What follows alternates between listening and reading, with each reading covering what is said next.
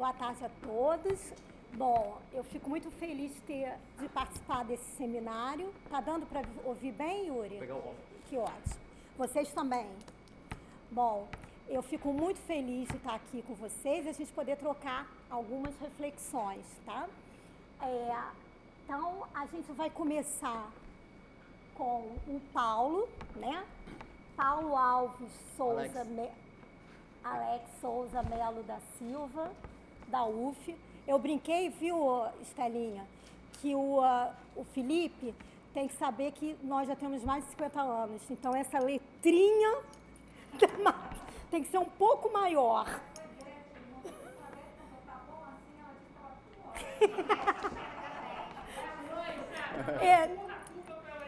Porque eu ia fazer assim, ó. Eu estava fazendo assim, ó.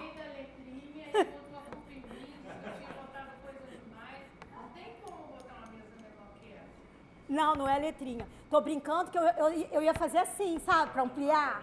Ele vai abrir pra gente. Então, primeiro a começar é o Paulo Alex, deixou Souza Melo da Silva. Muito obrigada, Yuri. Você entende a nossa problemática. Nossa, outra coisa. Bom, ele vai falar conceitos chaves para uma possível teoria literária do conhecimento em perspectiva sócio-histórica. Eu ia... tá ótimo. Paulo, é a cabeça mais teórica que já passou. Que bom. Então, preparem-se, porque ele só trabalha com teoria. E ele é muito autônomo, ele faz o que ele quer, ele escreve super bem, então eu fico muito tranquila com o trabalho dele. E ele está quase terminando, né? Tô. Bom. Ele estava com a Lívia Reis, que não tem absolutamente nada a ver com o que ele faz, então ele sensatamente trocou por Sensatamente. E me deu muito prazer, é muito prazeroso apresentar o Paulo. Bom. Ele é muito caladinho, não tem conversar com a gente.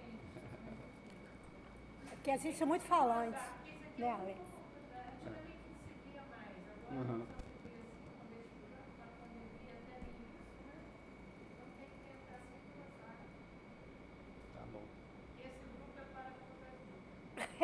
Paulo, eu comecei com a Beth no IC.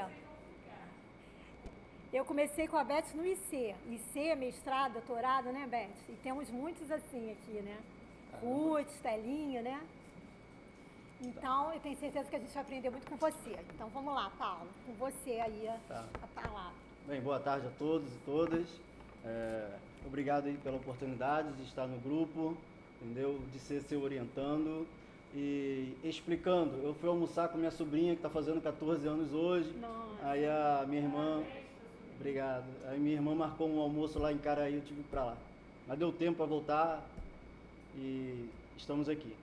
Bem, eu entrei em 2019 aqui no doutorado, tá? Aí caí nas mãos da Lívia, mas aí bati um papo com ela falou assim, não é muito meu terreno, entendeu? Eu aconselho você a buscar uma outra pessoa. Aí eu imediatamente fui buscando e ao mesmo tempo reformulei o projeto original com o qual eu havia entrado aqui na UF, né? E aí eu olhei todos os professores e disse, poxa, acho que Maria Elizabeth tem tudo a ver comigo, entendeu? É para ela mesmo que eu vou. E fui direto, ela felizmente me aceitou, muito obrigado, tá? É um prazer ser seu doutorando. Bem, vamos lá. Isso aqui é uma espécie de mini resumo da minha pesquisa, tá? Eu coloquei esse conceito, esse nome, né? Eu vou apresentar aqui alguns conceitos, né, que eu trabalho na minha pesquisa, né? E a minha pesquisa, como ali o título já diz, é pesquisando uma possível teoria literária do conhecimento numa perspectiva sócio-histórica, tá? Eu fiz aqui algumas anotações e eu vou intercalar a leitura com improviso, né, uma explicação meio improvisada, tá? Vou ler o resumo, como a professora também fez, né? Acho que dá uma ajuda, né? Bem, minha pesquisa de doutorado tem como objetivo geral a reflexão sobre a potencialidade epistemológica do fenômeno literário, sua sistematização em apontamentos teóricos bem como a reflexão sobre o potencial desses apontamentos para uma base teórico-literária, para uma possível teoria literária do conhecimento. Então, em termos gerais, né, é muito falado que a literatura produz conhecimento, veicula conhecimento, né, sobre o ser humano, sobre a realidade social. Eu resolvi investigar isso mais a fundo, que embora seja assim, uma verdade dita e repetida, né, parece que carece de uma teorização mais sistemática. Aí eu vi ali uma fenda, você acha que dá para entrar por aqui, e tem tudo a ver comigo, já que eu sou assim, né, de esquerda, sou influenciado pelo materialismo, então daí esse aspecto ali, a perspectiva sócio-histórica, né? Retomando aqui. Esta pesquisa insere-se na tradição que analisa o discurso literário em relação com a realidade social, investigando a construção de conhecimento sobre esta mesma realidade a partir da literatura. Isto é, toma o objeto literário como uma forma de conhecimento concreto e crítico frente às questões problemáticas da sociedade capitalista e de sua sociabilidade decorrente. A ideia de que o fenômeno literário pode ser também uma experiência de conhecimento para o leitor é uma ideia já consolidada. Contudo, carece de uma teorização específica acerca dessa possibilidade. Dessa forma, para além das afirmações verdadeiras, porém genéricas, de que a literatura faz pensar, de que a literatura estimula o pensamento crítico, pretendo desenvolver uma teorização que aponte meios visíveis, concretos, pelos quais o discurso literário toma a realidade social como objeto de discussão e foca nas tensões, nas contradições e, principalmente, nas relações sociais conflituosas que perpassam a sociedade de classe sob o modo capitalista de reprodução da vida social. E, neste movimento, o discurso literário, produz conhecimento sobre esta sociedade. Não um conhecimento abstrato e genérico, porém um conhecimento crítico, antagonista em relação às ideias e aos valores dominantes, às imposturas e naturalizações geradas por qualquer sociedade desigual e injusta. Esta produção, que é também veiculação de conhecimento, se daria por meio do que chamo de vetores literários do conhecimento.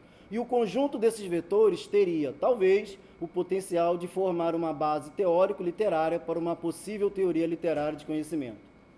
Então, eu vou trabalhar os seguintes conceitos aqui. Vou apresentar rapidamente alguns conceitos que é autor, consciência e crítica. Eu vou falar dos três ao mesmo tempo. O quarto seria o conceito de intenção autoral, a intenção do autor ao fazer determinado texto. Função, né, da literatura, função literária, a função da literatura. Sentido. E, por último, o conceito de vetor, que é o que é mais, assim, mais coisa minha mesmo dentro da pesquisa, tá? Bem, autor, consciência e crítica. Eu reuni num tópico só esses três elementos porque eles são os pilares para se fazer uma obra literária voltada para a construção de conhecimento sobre a realidade social, né? É necessário um autor ou autora, de preferência com uma história de vida dentro ou próxima da classe proletária, das camadas, né, próximas das camadas sociais pobres, dos oprimidos em geral. Um exemplo disso é Lima Barreto.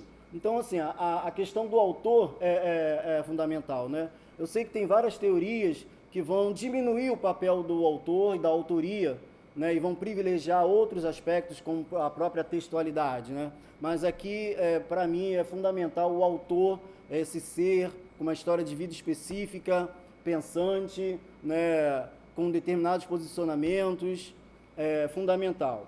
Bem, e lógico, esse autor, né, ele tem que ter uma determinada consciência, né?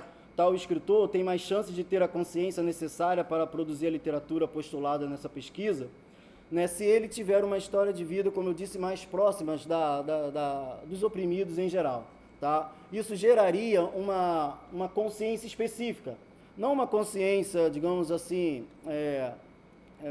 vou dizer, crítica no sentido muito amplo, muito geral, mas uma consciência que se antagoniza com a realidade social, né? Que não a vê como um construto natural, como uma espécie de produto da natureza humana, portanto imutável, né? Portanto contra a qual a gente não pode lutar, contra a qual a gente não pode fazer muita coisa, né? Então, assim, uma consciência crítica da realidade social, da sua própria condição de escritor, né? O escritor tem que se saber que ele é, digamos assim, um trabalhador intelectual, né?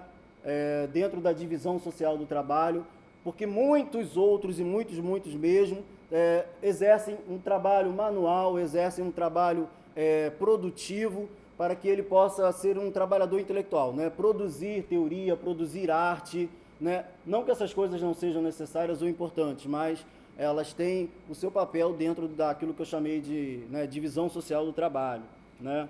Uma consciência que se autoavalia e se autocritica, buscando encontrar as influências da perspectiva da classe burguesa dentro de si. Ou seja, o indivíduo tem que saber que a sua consciência tem bases sociais, né? Ele não pode pensar, por exemplo, que ele pensa o que ele pensa por si só, né? Ele tem que saber que todo pensamento ele é determinado socialmente. Então, ele tem que ter essa autoconsciência sobre a sua própria consciência individual, tá? Então, tem que ter, é uma consciência específica, tá? Por fim, já apareceu a palavra, né? Essa consciência tem que ser crítica, não basta ser um criticismo, digamos assim, protocolar, né? Tem que ser um criticismo mesmo para valer, né? A ponto de se autocriticar e criticar depois, no segundo movimento, criticar a realidade à sua volta, né, naquilo que ela tem de injusta, de desigual, de opressora, tá? Então, uma outra possibilidade de ele ter essa consciência crítica radical é ele adotar a perspectiva da classe proletária, adotar a perspectiva dos excluídos como um todo, né? Aquilo que a gente vai chamar genericamente de excluídos, dos oprimidos, né?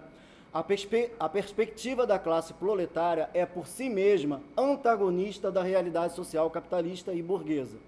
Por isso, a perspectiva da classe proletária, tem o potencial de criticar essa realidade, apontando seus problemas, conflitos, contradições e injustiças, né? Eu não sei se aqui qual é a familiaridade de vocês com o marxismo, acredito que tem alguma coisa, né? Conheçam, com certeza, afinal de contas vocês leem de tudo. Então, mas assim, a perspectiva da classe proletária, ela é por si mesma crítica da realidade social. Mas perceba, não é o trabalhador individual, e sim perspectiva de classe, que é coisa diferente. Muitas pessoas confundem a opinião individual de um trabalhador com perspectiva de classe, né? A classe, né, trabalhadora, ela é, por si, antagonista da realidade social, que é a mesma realidade social que a oprime. Se o indivíduo da classe tem consciência dessa opressão e do seu papel enquanto trabalhador, é outra coisa, é outra discussão. Mas a perspectiva da classe proletária é ela, por si mesma, antagonista, tá, da realidade social capitalista e burguesa.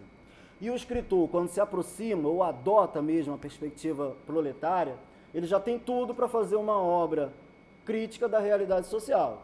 Aí, se a obra vai ser considerada boa, maravilhosa, uma obra grande, né? Aí é outra discussão também, não vou entrar aqui na discussão valorativa, tá bom?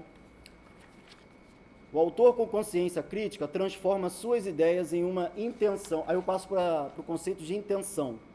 O autor com consciência crítica transforma suas ideias em uma intenção mais ou menos clara, mais ou menos objetiva.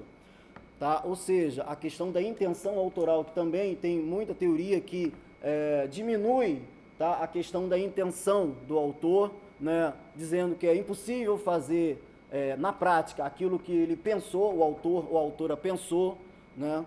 Mas aqui eu valorizo a questão da intenção consciente, refletida, do trabalho de escrever e reescrever, né? Prova disso são os manuscritos, e alguns autores têm muitos manuscritos, né? Acho que o Graciliano Ramos é um exemplo disso, né? Outros têm menos, né? Bem, dentro essa intenção é uma espécie de base originária do texto, né?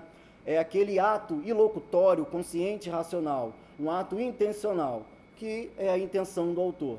A intenção, aqui eu vou citar o Compagnon, no livro O Demônio da Teoria. Muito aqui deve conhecer, né? A intenção é o ato de consciência que é sempre consciência de alguma coisa.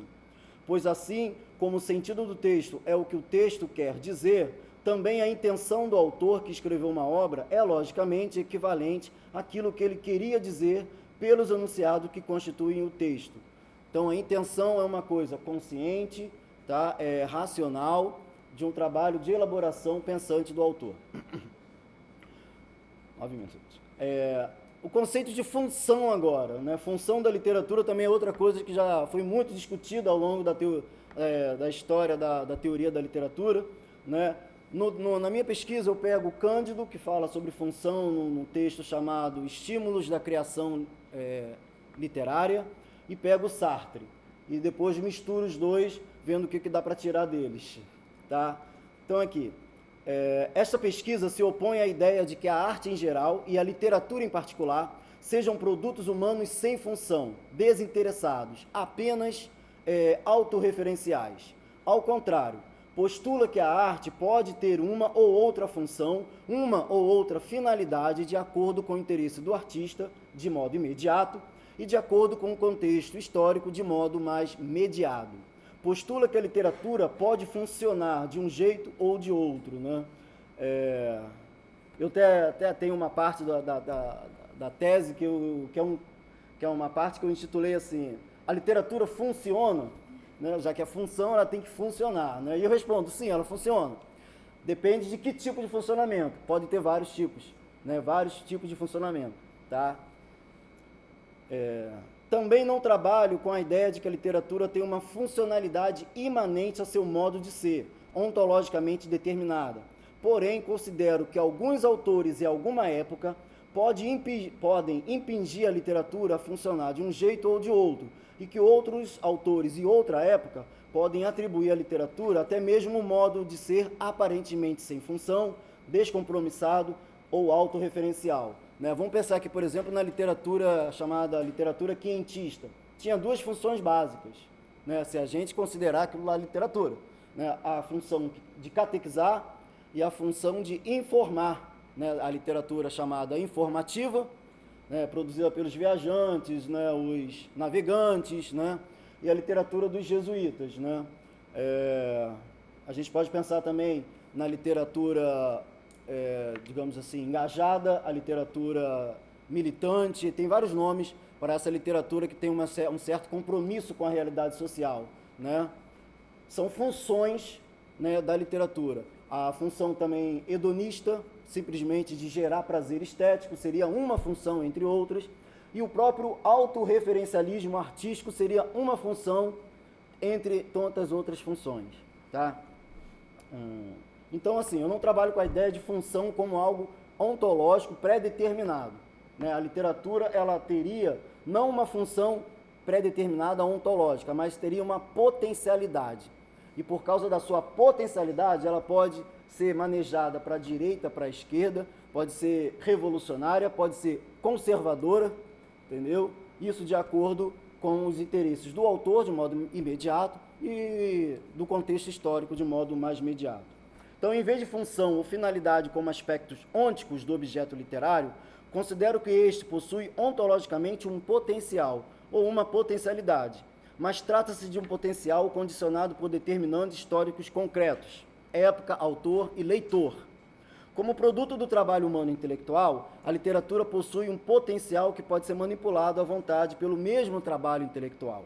A funcionalidade ou a finalidade só podem existir e serem exercidas por causa da potencialidade da literatura, que está na base tanto da produção do objeto literário quanto do seu consumo. Ou seja, eu também dou uma pincelada na questão do leitor lá na minha tese, né? O leitor lê a obra de acordo com os seus interesses, e ele faz uma leitura que pode divergir daquilo que o autor pensou, né? E de outras leituras de outros leitores, tá? Ou seja, a potencialidade literária permite que um escritor, um leitor individual, ou mesmo uma coletividade, cada qual no seu momento, vislumbre no escrito esta ou aquela função ou finalidade. O conceito de sentido agora. Primeiramente, sentido não é o mesmo que significação. Eu faço essa distinção, né? Ela é feita pelo Compagnon no livro O Demônio da Teoria. São dois conceitos diferentes e na minha pesquisa eu privilegio o sentido, né? O que é o sentido? Citando o Compagnon, sentido designa aquilo que permanece estável na recepção de um texto. Ele responde à questão: o que quer dizer esse texto? A significação designa o que muda na recepção de um texto. Ela responde à questão: que valor tem esse texto? O sentido é singular, A significação, que coloca o sentido em relação a uma situação, é variável, plural, aberta e talvez infinita. Como eu disse, na minha pesquisa eu privilegio o sentido como a mensagem que o texto quer passar. Porque se eu postulo que a literatura vai produzir um conhecimento a respeito da realidade social, esse conhecimento tem que estar ali, meio que dado. Né? Ele tem que ter, esse tem que ser o sentido dele. Entendeu? O autor quis dizer isso. Eu sei que essa afirmação é um pouco problemática. Entendeu? Podem fazer a crítica. Eu estou aqui para receber crítica. Estou aqui para receber crítica, tá bom? Não tem problema. Para o pressuposto de que a literatura veicula conhecimento, considero fundamental a noção de sentido, como aquilo que o texto quer dizer, visto que a produção de conhecimento não é uma atividade fortuita ou natural, mas depende de uma orientação. A literatura voltada também para a produção de conhecimento literário já é, em si, uma espécie de sentido amplo e geral de uma obra dada. Neste caso, trata-se ainda de um sentido subjacente e abstrato, um sentido mais próximo de uma orientação geral. Dentro desse sentido amplo e geral, está um sentido específico ligado diretamente ao conteúdo abordado pela obra, ligado ao referente externo, a saber, a realidade social.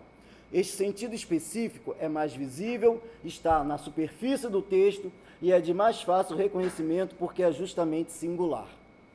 Por último, para terminar, vou terminar no tempo, vetor.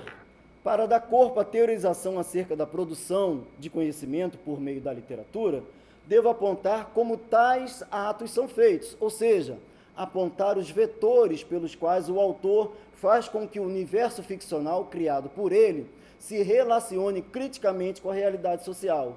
Chamo de vetor aquilo que considero ser um meio pelo qual o autor, no seu fazer literário, produz conhecimento. E o que é um vetor? Aí eu vou no Aurélio. Vetor é 1.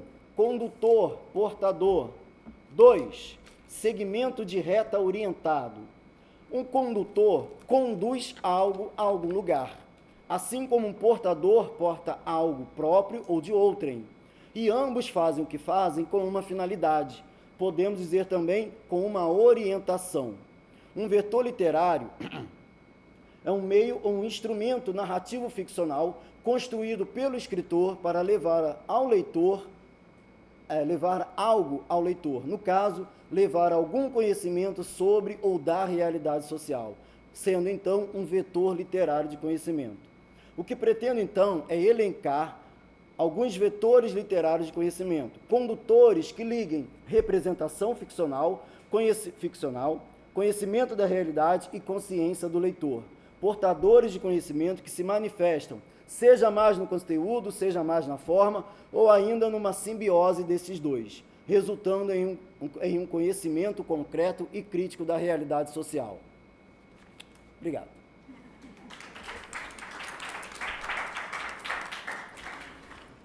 Olha só, eu vou debater porque tem um negócio que eu tenho que falar com ele. Olho no olho. Afinal de contas, ele me orientando, ele é responsável, ele vai levar para o Nery. Mas em público, né? Em público. E ao vivo ainda por cima. YouTube. Olha só, Paulo, você começa falando dessa questão da função, que você acha, né, a sua visão, que deve ser alguém da classe popular, é isso que você quis falar? Próximo, ou adotar a perspectiva da classe popular, da classe trabalhadora. Que diga isso, você cita Lima Barreto. Eu digo a você que o brasileiro diz isso, tem que falar em Machado de Assis. Tá? Porque Machado de Assis, os elitistas acham que ele é elitista, não tem nada de elitista. Tá? Se você ler os textos de Machado sobre a escravidão, as crônicas de Machado, o que ele faz com a burguesia, porque Machado é aquele filho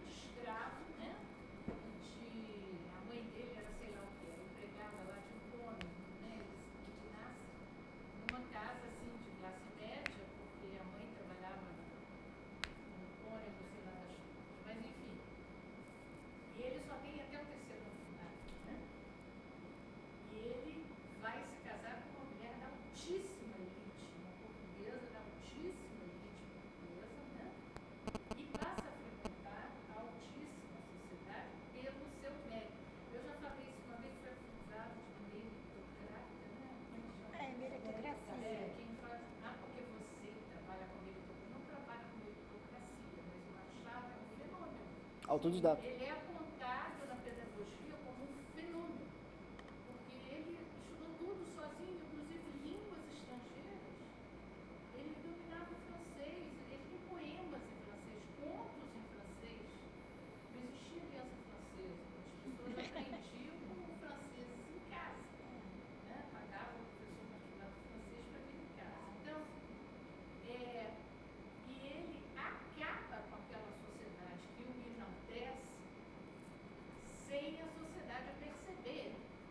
Porque eu acho que a grande jogada do Machado é que ele escolheu com toda aquela gente, ele ri daquela gente, como aquilo, a ponto de, tentando me lembrar o nome do crítico da época dele, que diz: Machado, tenha piedade dos seus personagens, você é muito cruel com eles. Porque ele acaba com os personagens. Todos são horrorosos, com exceção das mulheres. Tá? Algumas são criticadas, mas a maioria é inteligentíssima e elas são malandras. O Costa Lima usa o adjetivo malandragem feminina, né, a expressão, para a mulher machadiana, porque elas, a única solução delas é o casamento, né? E elas vão usar aquilo para subir e tentar dar uma volta por cima dos homens. Então, eu acho que você ainda teria tempo de dedicar um pouquinho de tempo a Machado. Eu ia ficar muito feliz. Mas está nos meus planos. Pensa nisso. Eu tenho um livro chamado Lições de Crítica, que foi minha tese de doutorado. Você não precisa ler, porque o nome é muito chato. Mas tem uma parte que analisa a obra do Machado, que mostra isso, essa destruição, porque ele acaba com a sociedade. Ele tem uma visão extremamente cruel. E você vai ver pelas crônicas, eu agora leio muita crônica do Machado, eu lancei um livro de crônica, com duas pós-doutorando aqui, né? E pelas crônicas a gente vê o desprezo que ele tem por aquela gente. Mas eles não percebem. Nossa, porque a grande estratégia dele é a ironia. Ninguém percebe que ele está chorando. Ninguém percebe que o Brás Cubas é um craque. Que o Dom Casmurro é um monstro. Né? Ele é um monstro. O que ele faz? Ele pega, porque o filho lembra ele, o amigo, ele pega a mulher, manda para a Suíça com o filho, que ele nunca mais quis ver, que volta e ele fica doido para se livrar e acaba dando graças a Deus que o menino morre numa excursão, né? Então, uma excursão à África, né? Então, ele é um monstro. Dom Casmurro é um monstro. O Brás Cubas também são monstros. Tem um capítulo do Brás Cubas em que o Brás Cubas conta a infância dele, o capítulo chama O Menino, Meu Pai é um Homem, em que ele conta as atrocidades que ele fazia com os escravos na infância. O que o Machado mostra com isso? O menino, meu pai é um homem. Aquele garoto vai virar aquele homem monstruoso. Foi? Isso, Ele montava no escravo, chicoteava o escravo. Depois ele vai mostrar que aquele escravo vai crescer e vai fazer a mesma coisa com outros escravos. Vai ficar rico e vai comprar escravo e vai maltratar também. Também não compra os negros, não. Para ele a humanidade não presta. Mas ele é muito cruel com essa sociedade. Eu acho que para você ter essa teoria, né, o grande escritor precisa vir do povo, ou precisa ter um conhecimento do povo, eu acho que você não pode esquecer do Machado sendo brasileiro, porque é o nosso orgulho nacional. Eu acho muito mais do que a camisa da seleção, o brasileiro, o Machado de Assis é o orgulho nacional. Tá?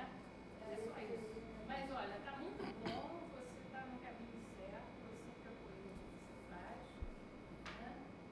E pode continuar. Só rapidinho, já que assim, eu tenho aqui 5 vetores literários que, assim, não sei se eu vou botar os 5, mas o primeiro seria a representação crítica de processos sócio-históricos. O segundo, a exposição e crítica das relações sociais conflitantes. O quarto, vou pular o terceiro, a tipicidade como síntese da dialética indivíduo e sociedade.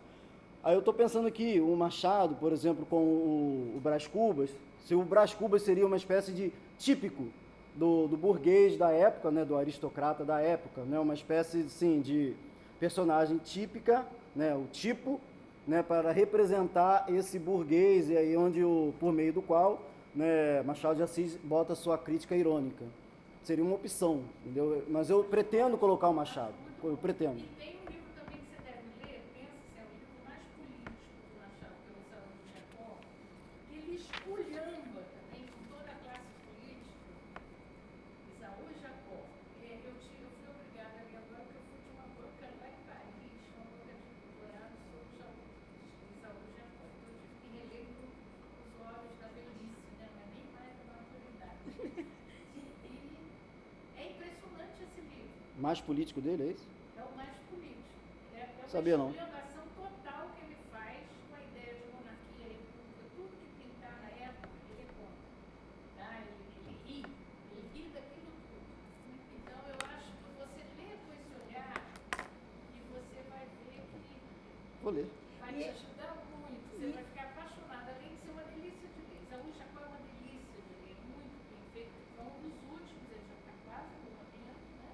Ele morre uns 3 anos depois, né? Você pesquisa. Sim, depois é só Temos memorial, mais aliás. de Machado na mesa. Memorial é depois? É depois. É o último, último, né? né? Mas Isaú Jacó já tem personagem que vai aparecer no memorial, né? No Que é o memorial Aires. já tem conselheiro no Isaú É o Jacó já alter tem. ego dele. E o Isaú Jacó é aquele que tem aquela metáfora que ele usa do leitor, né? Que é interessante a beça, que ele é o leitor, é como se fosse um camelo que rumina o seu texto. Não é na minha cabeça no Isaú Jacó, não é não? Ou é no Ares? Eu acho. Ruminante? Isso. Cérebro ruminante do leitor, Acho que é antes. É antes dele? Eu tenho na minha cabeça que é ele. Eu li ali, ó. Coloquei ali em algum momento. mas é só botar leitor ruminante É. no Machado de Assis que vai ver. Que ele tem essa metáfora que é ótima. Que é que o leitor, que é o.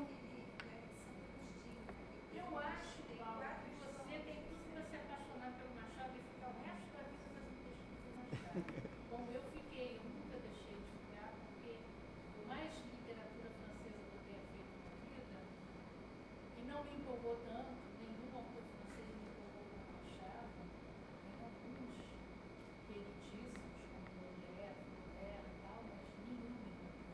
Eu acho que não tem na literatura francesa, não tem Machado de Assis. E aí eu digo, eu fui aluna do Antônio Cândido na PUC, né? E o Antônio Cândido dizia isso, o Machado só não é o maior autor do mundo Que ela escreveu. tá?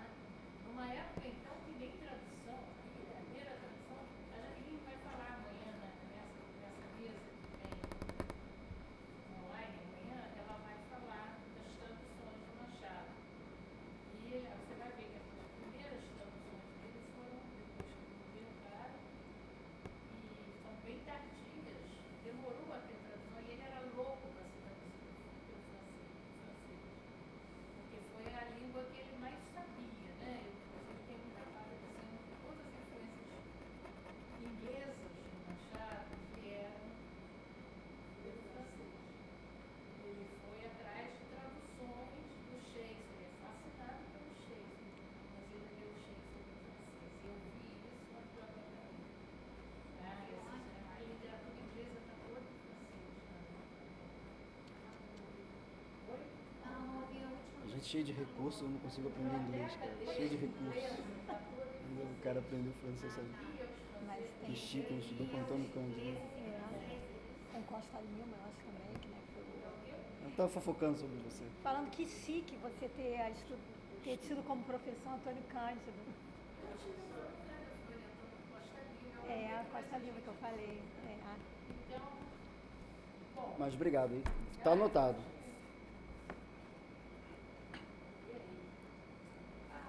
Thaís? Eu queria só fazer uma perguntinha pro Paulo. Oi? Queria fazer uma perguntinha pro Paulo pra gente começar. Vai. Pode. Quando você falou da invenção autoral, que é algo sempre para mim delicado, porque eu acho que a verdadeira invenção autoral, se é que ela existe, ela é inapreensível por parte de nós leitores.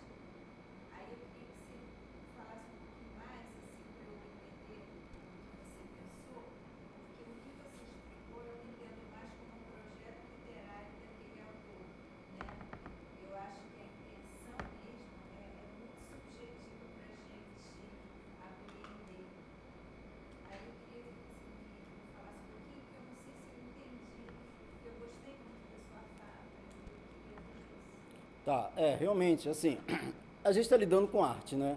E é uma coisa subjetiva porque é feita por um ser humano, né? Por um cérebro subjetivo que tem a sua história de vida particular. Então, assim, é uma obra subjetiva, né? Então, apreender determinadas coisas dali de modo objetivo já está, assim, dificultado logo de saída, né? Então, existe aquilo, alguns não gostam de falar em intenção, gostam de falar em presunção de intencionalidade, né? Ou seja, uma intenção presumida, né? De fato, em muitas obras é muito difícil você retirar a intenção, né? Eu acho que, assim, quanto mais complexa, mais trabalhada é a obra, eu acho que mais difícil é retirar, apreender essa intenção. Né? Em obras mais simples, mais diretas, mais objetivas, até mesmo menores, né? A questão do tamanho também talvez seja um aspecto influente, né? É mais fácil. Ou seja, então tem obras que a gente consegue apreender mais facilmente, tem obras que a gente não consegue. Por exemplo, essa leitura sobre o Machado, uma leitura, de certa forma, recente, né, de que o Machado não foi compreendido na sua época, porque nas obras dele ele baixa a porrada na sociedade da própria época. E aquela sociedade, né, enaltecia, né? Será que realmente, então, eles não entenderam? Eles não entenderam? Provavelmente sim, ou seja, eles não captaram a intenção do autor, isso que eu poderia chamar de intenção do autor. Qual a intenção do autor? Poderia dizer, a intenção de Machado de Assis com Brás Cubas é esculhambar a aristocracia, pegando um membro da aristocracia, ou seja, esculhambando de dentro, né? Com um exemplo, esculhambando com exemplo, né? Ou seja, isso poderia ser uma intenção, né? Aí tem que se argumentar para ver se realmente é ou não é, mas de certo, mas você está correto, é muito difícil retirar. Eu estou, digamos assim, pisando em ovos, falando dessas coisas aqui, né? Até porque eu fico pensando, quem é que vai dizer qual é a intenção do autor? Só se o outro. Pois é, quem vai ser a autoridade que vai dizer a intenção do autor é essa? Como é que seria? E assim, outra coisa que eu fiquei pensando, que eu não entendi, porque na hora de. Queria também que você me ajudasse um pouco a entender. Você fala que a literatura tem um potencial de manipulação. Ser manipulado. De ser manipulada, tanto para a direita ou pela esquerda. Mas é manipulada por quem? Pelo leitor? Também. Mas se ela é manipulada, como é que a gente vai entender essa intenção do autor? Entendeu? Eu não entendi muito como é que isso se encaixa. Você está caindo naquela coisa da essência da manhã, não é? Você está querendo uma essência. Não, ao contrário, eu estou abrindo. É o contrário. Você pode interpretar de um jeito ou de outro. É isso que eu estou dizendo. Mas é isso que eu estou tentando dizer. Aham. Eu fiquei arrepiada porque em nenhum momento, primeiro eu tô assim, um arrepiado legal, eu me lembrei, você falando, quando se apresentou, me lembrei do Costa Lima, porque o Costa Lima, eu ouvi algumas vezes, li, eu acho, no texto dele, se eu não me engano, acho que era Quem Tem Medo de Teoria, se eu não me engano. Mas se não está no texto, eu vi ele falando no curso que eu fiz com ele, que assim, que a gente precisava de gente igual a você, assim, sabe? Que ousasse, assim, acho que a gente tem uma base teórica que a gente está recebendo há anos de fora. Sim. Mas assim, que precisava de propostas, né? Da gente, nossa, para nós, de alguém que, de pessoas, né, de pesquisadores e de estudiosos que ousassem sair dessa vibe aí que a gente fica repetindo o outro. Importado, geralmente importado. Me lembrei assim na hora, eu acho que ele ia adorar te conhecer. Agora, uma coisa que eu tô arrepiada, que assim, eu acho que complementa um pouco o que a Simone está falando, em que em nenhum momento, assim, de tudo que você explicou, que eu entendia, eu não vi o leitor, que me é muito caro. Sim. Porque eu acho que o leitor, ele não vai só receber a intenção do autor, o que ele escreveu, o vetor que você definiu,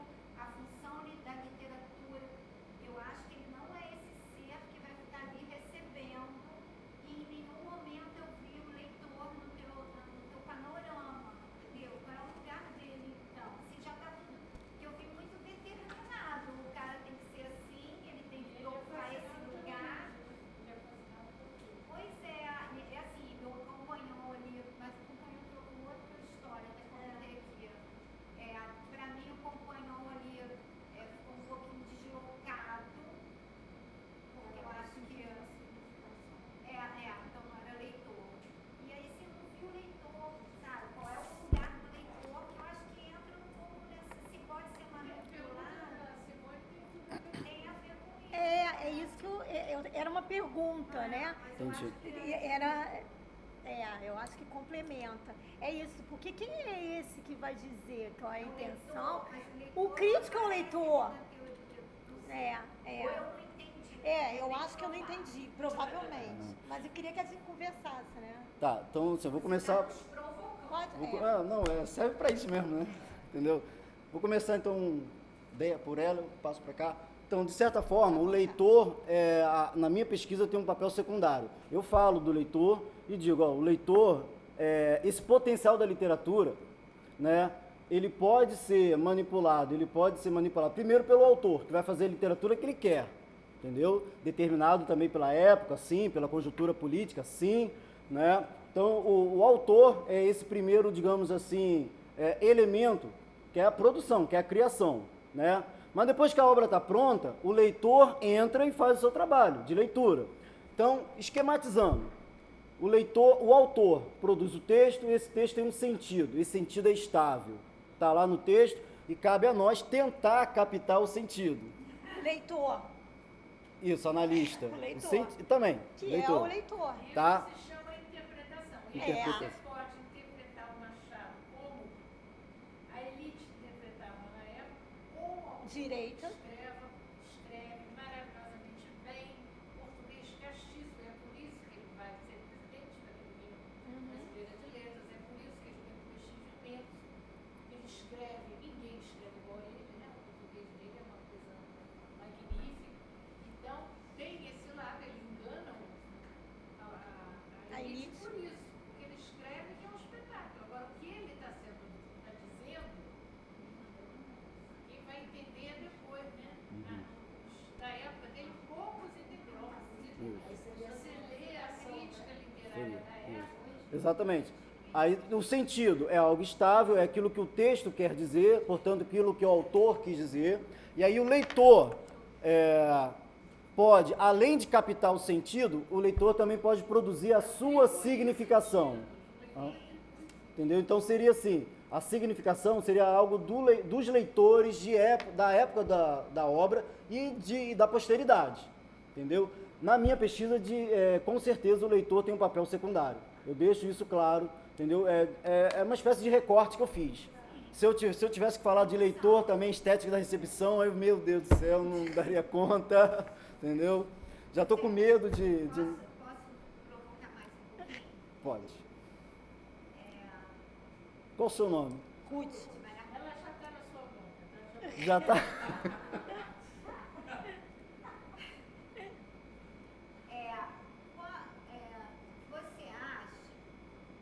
acha que aí a obra, porque você citou o Compagnon, você gostou do Compagnon? O Compagnon, eu peguei o Demônio da Teoria, né, que ali ele vai falar de vários conceitos, e aí eu preciso dessa base teórica, entendeu? Não é exatamente que eu comprei a teoria dele toda. Não, tudo bem. Porque assim, parece que com o que você está propondo, as coisas ficam muito estanques. Você acabou de falar assim, o sentido é estável. A gente, assim, você não acha que quando você, assim, uma obra, mas vamos pegar Machado. Hoje, a nossa leitura do Machado É a mesma. não é uma leitura já carregada de todas as... Não é mais aquela obra que o Machado resolveu fazer. Já é uma leitura de todas as leituras, com todas as... Claro que depende do meu repertório, né? A minha leitura é diferente da Cristina, diferente da Beth, né? Que mesmo aqui a gente, né, que está próximo, a minha leitura do Machado não é a leitura da Beth, que não deve ser a leitura da Cristina nem da sua. Mas que tem, assim, pelo menos, mas assim, é um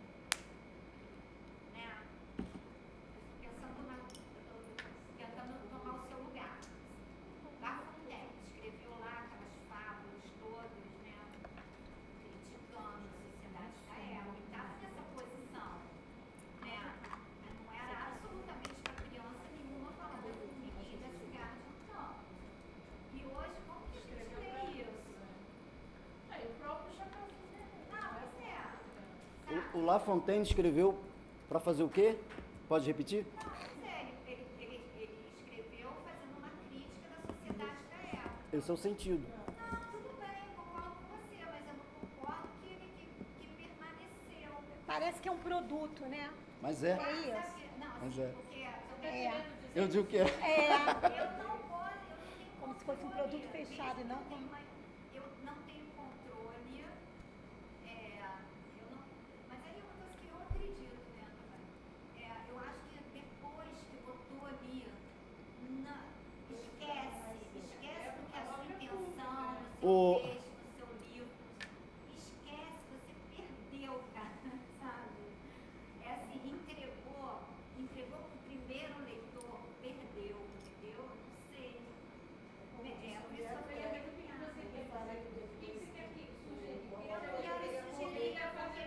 Ah, não quero sugerir nada. Ele quer porque falar. Tá fechadinho ali, ele tá redondo. Mas François e aqui. Eu tô querendo Qual o nome dele? solução. eu acho difícil. Eu acho que difícil é transtornar a cabeça do garoto e não dar uma solução. Gostei, 40 anos de idade. Eu acho que 40, tem juro? a questão, Paulo, o que você tem que trabalhar talvez um pouco é os sentidos do texto. É. Porque o texto, primeiro, o que ela fala, o texto muda de sentido, né? Com o passar dos tempos. Né? Por exemplo, essa coisa do Machado de Assis com o negro, isso foi descoberto agora. Né? Há pouco tempo, aquele cara que escreveu Machado de Assis, afrodescendente, que vai mostrar que toda a obra do Machado, O Eduardo, ele né? defende a abolição, ele Sim. luta pela abolição. Então, coisas que davam, pela ironia, como ele é muito irônico, é monstruosamente, você não consegue captar isso. O leitor ingênuo da época não consegue, entendeu? Então, eu acho que tem que trabalhar a questão do sentido do texto. Já que se quer embarcar na teoria, embarca e vai fundo, e vai pegar. E o sentido do texto vai funcionar melhor. François está querendo um tempão. Queria também fazer uma observação, que é uma provocação também. Ah, meu Deus. Mas assim, primeiro parabéns pela pesquisa, porque eu acho que se há tantas reações aqui realmente. Que é bom. É. Mas assim, junto com a questão do sentido, que não é estanque, me parece que uma coisa que me interrogou quando ouvi a tua comunicação é qual é o conhecimento próprio da literatura, ou seja, o que diferencia o regime de conhecimento da literatura com o regime de conhecimento da ciência, da sociologia. E hoje a gente tem muita pesquisa, a minha própria pesquisa na tese foi sobre a representação da cidade. Então hoje tem muito essa questão de em que medida a literatura pode questionar e realizar uma crítica social, que eu acho que é uma pergunta totalmente válida e que a gente vê na literatura. Mas será que, por além da questão sociológica, não há a beleza da literatura como arte não é um conhecimento outro, uma forma de ir ao encontro de uma alteridade que a ciência não oferece, que a sociologia não oferece, de colocar o próprio real em dúvida através da imaginação, através da integração, sei lá, de várias representações, de mitos, de lendas. Eu não sei se fica muito claro, mas eu estava pensando recentemente, eu voltei a ler um curto relato do Flaubert que chama Coração Simples, na Cœur Simple. E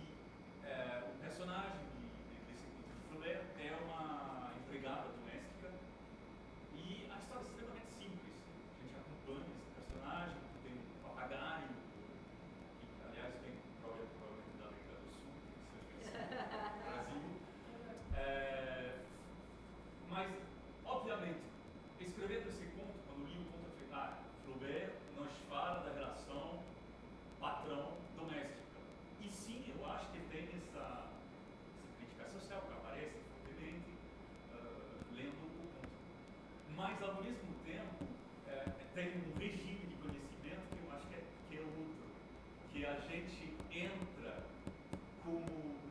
na subjetividade, na interioridade dessa doméstica, e a gente não entraria de forma nenhuma com um texto sociológico no pensamento dessa mulher. Essa mulher é uma mulher simples, ingênua, que no fundo não tem muito interesse, e no entanto, através da narração do Flaubert, a gente se vê a dignidade dessa mulher e a gente entra naquela perspectiva própria da mulher, e eu acho que é isso que faz a literatura.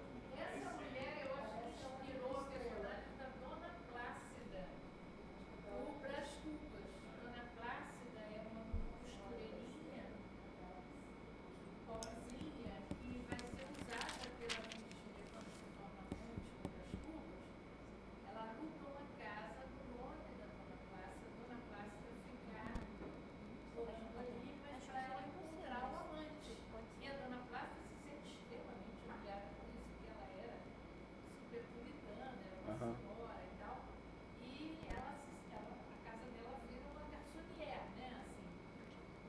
E ela é exatamente assim. Ela é que o na chave ela fala, Dona Plácida, por que se a Dona Plácida perguntasse por que ela nasceu, iam dizer para ela que era para lavar o mar passado pelo chão, furar os dedos de agulha, e você que.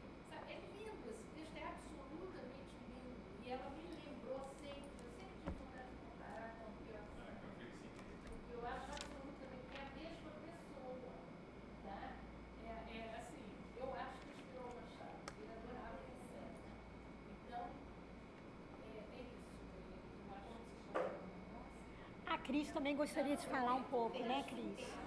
Provocar mais. Dona Plácida é uma Será que é de provocar mais? que vira dona de uma casa Falta o quê? Um ano para você? Falta o ano que vem? Faltando bem. Metade do Não é em março de 2024, não? março, acho que estendeu um pouquinho, né? Por causa da pandemia estendeu. A Cris só queria fazer uma coisinha. sala às 6 horas. Mas a gente só tem mais duas. Tem tempo. Tem tempo. Sala às 6 horas ela vai ter aula. Ok. A gente só pode ficar aqui até 6 horas. Sim, acaba 4h30 essa mesa, não é isso? E aí começa a homenagem ao Pierre. Isso, então. Dependendo da capacidade de falação, o Godot fala para Melhor fazer a apresentação, garante as apresentações, né?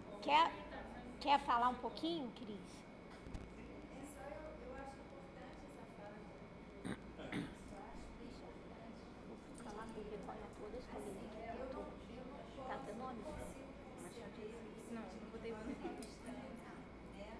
E nem como você captar Yuri, para poder ler. que algo está lá já pronto e para ser captado ou descoberto.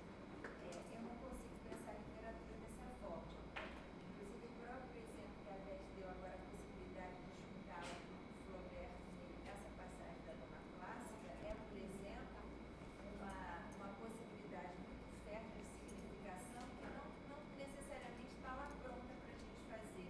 Ela vai ser construída. Então, é assim, só que eu te dizendo como eu penso que é diferente do que você está oferecendo. Sim. E eu fiquei tentando entender o seu pensamento e eu acho que você constrói teoricamente a postura que a priori já comprova essa possibilidade, essa hipótese que você tem, que já virou, pelo que você afirmou, uma certeza, que no sentido é estanque e é para ser captado pelo leitor, né? Então eu acho que ela funciona dentro da teorização que você construiu, mas se for uma outra teorização construída, ele também não funciona. Desculpa, Cristina, mas toda tese Mas é isso. enfim, Toda tese é isso. Mas só uma observação. Deixa eu só. Compartilhando como que eu compreendi o raciocínio dele, porque mesmo quando eu discordo de alguma coisa, eu tento compreender dentro daquele do outro, claro. Isso. Só uma observação. O sentido, Vai argumentar. o sentido como algo mais estável dentro do texto dado pelo autor não anula as significações dos leitores da época da obra e as significações vão vir pela posteridade. Elas convivem, entendeu? Agora, por que a gente consegue pegar um autor de muito tempo, de muito longe, e dizer, esse autor, ele fez isso para, pá.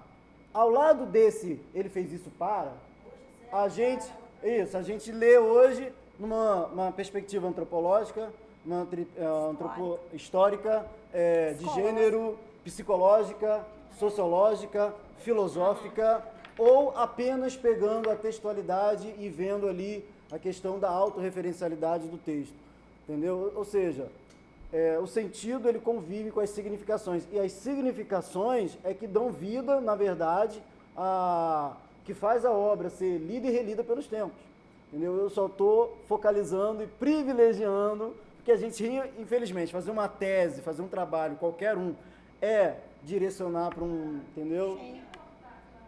Recortar. Estou direcionando, estou pescando isso, entendeu? Mas assim, eu quis dar um toque, porque eu acho que tem que Sim. Tem. E aquilo que eu falei, assim, tem obras, gente, que isso que eu falei, tem como pegar como modelo completo. E tem obra que a minha teoria, entre aspas, tá? Desculpe, Tá mas construindo. o que eu estou fazendo ali vai se esfacelar diante de outras obras. Agora, em outras obras, vai pegar, vai se encaixar direitinho. Entendeu? Tem autor que vai se encaixar, por exemplo, a Ruth citou a fábula. A fábula é um exemplo de literatura posta a funcionar para dar uma lição de moral. Entendeu? Ou seja, criaram um gênero para isso. Criaram um gênero para isso. Porque a formiguinha e a Sim. cigarra é o artista, a formiguinha é aquela que está A literatura feita na União Soviética sob o regime do stalinismo. É a literatura posta a funcionar para defender o regime soviético. É uma porcaria? Pode ser, mas eu não estou falando de valor aqui. Estou falando, fizeram uma literatura bosta, merda, não sei, mas para funcionar com essa finalidade, tendo essa função. Posso dar uma sugestão? Pode. Eu, quando caio numa sinuca dessa, eu procuro fazer o seguinte, eu procuro elencar uma quantidade de possibilidades para apresentar. Eu estou consciente dessa plasticidade que existe. E aí eu escolho aquela, com determinado motivo, que vai contemplar a hipótese que eu estou elaborando. Então, o que assim, eu escutei sentindo um pouco falta quando eu vejo o que as pessoas estão falando. É isso, você está fechando o ponto, uma questão assim, de determinado ponto, e no decorrer da estruturação da argumentação, pode parecer que você está ignorando determinados pontos. Então, se você talvez que essas contribuições todas que vieram, você pode ter colocado no contexto da tua argumentação, mas eu estou escolhendo essa por causa disso. Sim, eu tento fazer isso. Eu já tento antecipar determinadas críticas e já faço ali uma meia-culpa, entendeu? E a questão dos exemplos literários tem dentro do texto, entendeu? Eu cito vários exemplos ao longo do texto, entendeu? De autores, faço uma pequena crítica literária ali, entendeu? Para exemplificar. Mas aqui não deu para trazer. Bom, então agora, Felipe, eu vou passar aqui. Paulo. Vou passar para a Thaís. A gente achou melhor fazer uma mudança aqui, que eu acho que o texto da Thaís vai dialogar mais com o dele. Vai comer, então a gente resolveu mudar. Ok. Vamos começar? Bem, boa tarde. Eu queria agradecer mais uma vez pela oportunidade de participar desse seminário, né, que eu venho participando desde 2018, né, assim que eu ingressei no doutorado, com orientação da professora Beth. E é sempre uma oportunidade muito enriquecedora. Então, hoje, por exemplo, com a fala do Paulo, eu já pensei várias coisas a respeito da minha tese, que eu tenho muita dificuldade de chamar de pronta. Esses dias mesmo eu estava falando isso com a Beth. É muito difícil para mim falar. É muito difícil, né? Mas Inclusive, né, eu ainda nem enviei para a banca, porque eu falei, ainda vai ter o seminário, ainda posso acrescentar alguma coisa. Semana que vem eu vou mandar. Né? Inclusive, a minha banca está praticamente toda aqui, né? Já estou avisando que na semana que vem, sem falta, eu vou mandar, porque realmente é muito difícil, né? Porque a gente vai lendo, a gente vai sempre pensando mais coisa que a gente pode colocar, outras análises, outras reflexões. Então, para mim, pelo menos, é bem difícil pensar, é isso, né? Eu sempre, né, acho que eu poderia colocar alguma coisa a mais, mas... Thaís, então é bom saber que ela já está fechando a tese, então não adianta mais nenhuma provocação para Thaís. Ela termina em dezembro, sem provocações. Mas também é como a Beth falou, o trabalho com Machado de Assis é um trabalho que realmente não termina, né? Porque eu posso falar que essa minha paixão por Machado de Assis começou no ensino médio, né? Foi no ano do centenário, né? Foi 2008, quando eu estava terminando o ensino médio, aquela coisa toda, só se falava de Machado de Assis, falei, vou dar uma lida, né? Vou dar uma chance.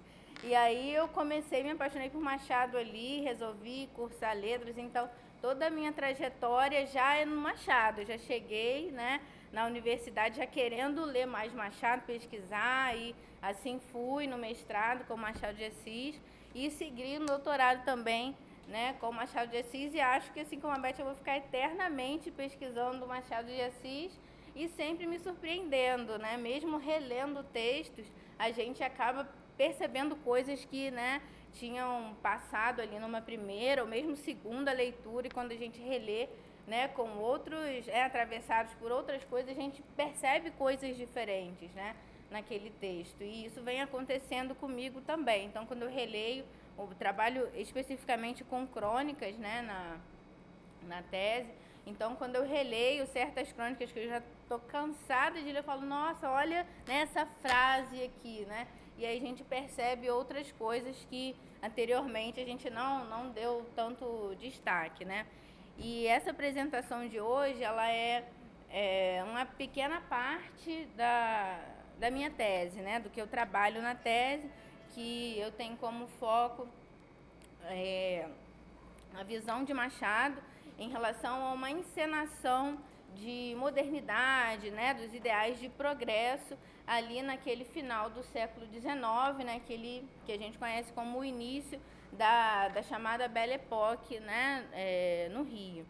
Então, quando eu comecei a construir essa tese, né, essa ideia do projeto, que seria a tese, foi lá em 2016, né, com aquela coisa toda das Olimpíadas, né, e mexe na cidade para cá e mexe ali, aqui. Então, ali eu comecei a pensar nessa questão da cidade, e eu sempre levo para o Machado.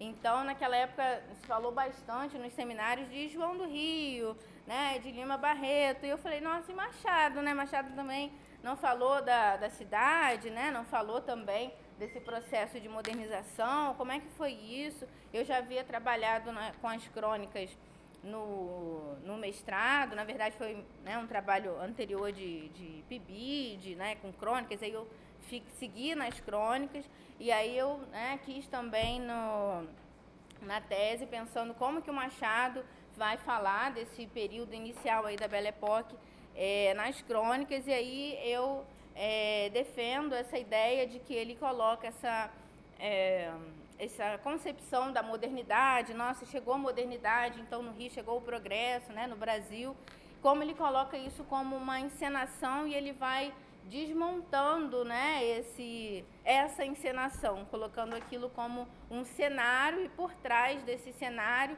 por trás dessas fachadas, a permanência, né, de um pensamento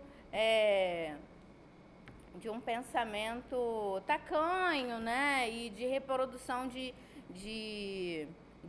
exclusão social, e, né, eu pensei bastante coisa aqui ouvindo Paulo, né, enfim, então a minha tese, a ideia principal é como ele desmonta essa ideia de encenação, de modernidade, de progresso, como ele faz isso com as crônicas, né, que ele publicou ali. Eu pego especialmente a partir de 1880 e vou até 1900, né? Foi a última que que ele escreveu. E aí eu pego esses elementos que ele traz, né, como a questão da urbanização da cidade, né, da iluminação, da chegada dos bondes elétricos, como ele vai mostrar que esses elementos, na verdade, são meros aparatos para dar esse aspecto de progresso, esse aspecto de modernidade, né, quando, na verdade, permanecia, né, a organização social, né, pouco mudou de fato.